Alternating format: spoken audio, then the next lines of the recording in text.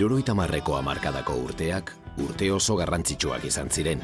40 urteren ondoren, Pirinioetako hegoaldean, azkenik, ikurrina, eskubide osoz jarri ahal izan zedin.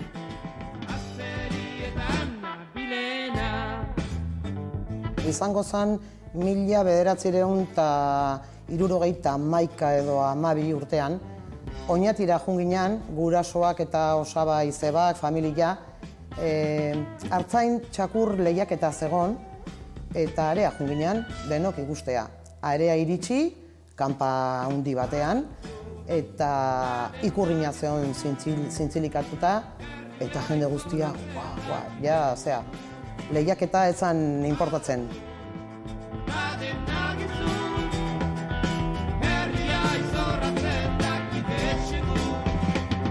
Curiosa, aunque en sus tiempos pues también tuvo algún inconveniente, fue la ocurrida en el 71. 1972ko ekainean, menditalde bateko presidente nintzen, Iruñeko Donibane menditaldekoa hain zuzen. Eta hegaluzearen arrantzan ibilitakoa nintzen Bermeoko itsasontzi batean. Oso harreman polita egin genuen hasieratik, eta Bermeoko arrantzaleak eta Iruñeko mendizaleak batu eta senidetzeko asmoz, finalisten festara gonbidatu genituen. Festa horretan, dominak banatzen dira tontorrak egiteagatik, eta Bermeotik autobusak etorri ziren hoietako bailararaino. Eta Elizako dorrean ikurrina bat agertu zen.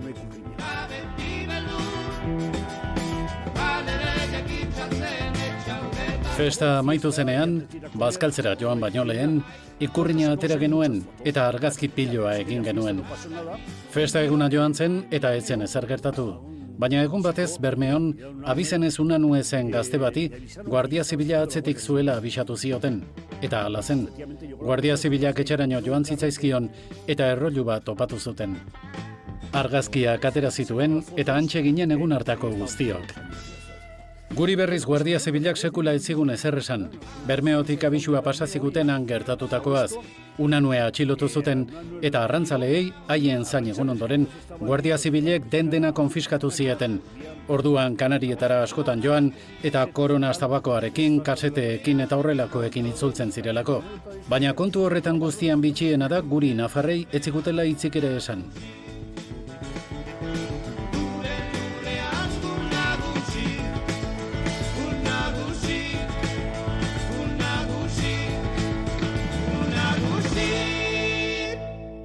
Gero, hementxe daukat, Mika xamarra bainaiz.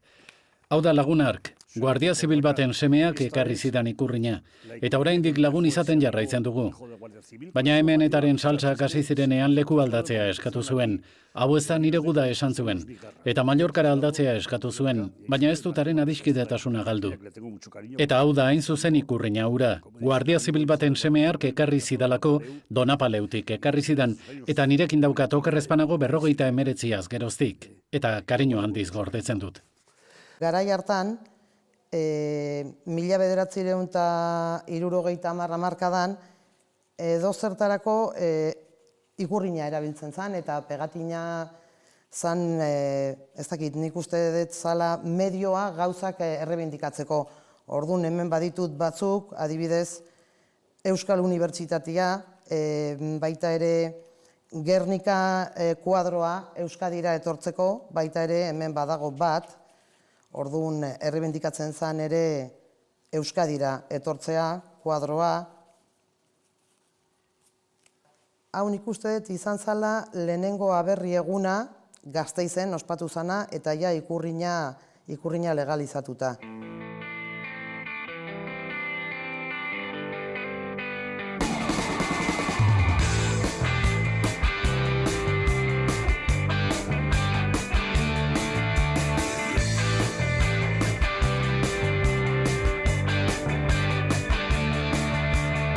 Mila 1975ko azaroa, Franco hiltzen da. Askatasun itxaropena indartu egiten da, baina ziurgabetasun eta tentsio politiko giro orokor batean. Hurrengo hilabeteetan, politikari dagokionez, erregimenaren malgutasun tarteak, protesta, manifestazio eta poliziaren aurkako istiluekin nahasten dira. Giro oldarkor horren baitan, gero eta babes handiagoa jasoko du ikurrinaren legalizazioaren aldeko eskaerak. Erregimeneko hainbat sektoreetan, pauso txikiak ematen hasiko dira eskaera horri erantzun eta aldi berean ikuspegi kontserbatzailenen haserrea ez pizteko.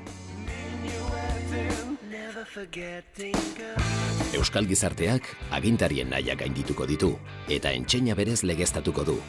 1976ko abenduaren 5ean, Jose Angel Iribarrek eta Ignacio Kortabarriak Atotxako futbol zelaian ikurrina atera zuten. Nei nera nahiak eskatu zian ikurrina egitea, baina etxien esan zertako. Partido hortan ez nitxan inbitatua, orduan ez nun ikusi. Ni negoen lagunakin kalean, irratien usten gaina erreala partiduri irabazintzula, eta irratien esan zuen nola gertatu zen ikurrinen zea hori, ez? Eta orduan, momentuen izan zen emozioa, nire emozioa, ez? Hori esan da nik indako lan bat, uste nun etzakala, hain itxan gauza egiten, etzakala besteko garrantzia, ez? Eta nun erten du eta Atotxan erten du, ez? Eta orduan, momentuan, gelditu nintzen pixka bat impactatuta, ez? Posik. Hala eta guztiz ere, kostako zaio legeztapeneraino iristea. Atotxako futbol partidatik hilabetera, 1977ko urtarrilaren 16an hain zuzen, Etxarri Aranazeko bilera nagusian, Euskal Herriko alkatek ikurrina legeztatzea eskatuko dute. Segituan, ministro baten erantzuna etorriko da. Ikurrina legeztatu baino lehen, nire gorpuaren gainetik pasatu beharko dute. 3 egun geroago, 1977ko urtarrilaren 19an, San Sebastian bezperan, gobernuak amore emango du. Iruñekoa izango da, ikurrina modu ofizialean azalduko duen lehen hiriburua. 1977ko urtarrilaren 25ko udal gobernuaren hitzarmenari esker. Pixkanaka, gehiengoaren onarpena eta gutxi batzuen desadostasunarekin, ikurrina Euskal Herriko udal balkoi guztietan jartzen hasiko dira.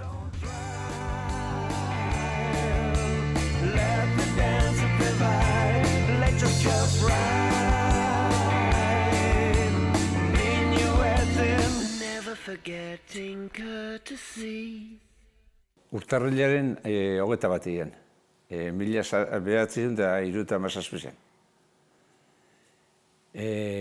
19 Donostin ipini ben ikurrina legalizeta, eta handik egun bira ialekitxona ja plenu hartu gana erabagizia eta derrepente ensan ari. Herri guztizia urtean kalera, da danaka plazara haunixen ikusten. Da gero bertatik sortu zen, manifestazioa eta herri guztizia eguelti monda, eta maitxuan bueltan berton kiosko ganetik beste mezu bat irakurritza. Asteguna zen, eta jente ganezkeuan, herri guztizia eguan kalien.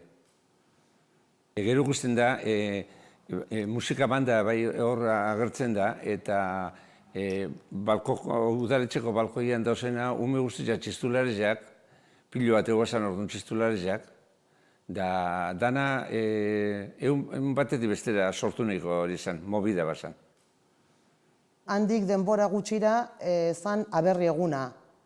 Orduan gogoratzen naiz nola urte hartan balkoietan eta ikusten zian ikurrinak Donostian behintzat asko, ikurrin asko. Ikurrinak beti uki baginun, ez ginen baina borrokatuko.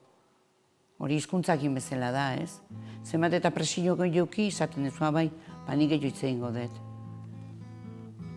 Hor sentitzen dezu, zuk nahi dezuna zure askatasuna. Da, zu nahi dezuna elegitu, bizitzan zer nahi dezun zan.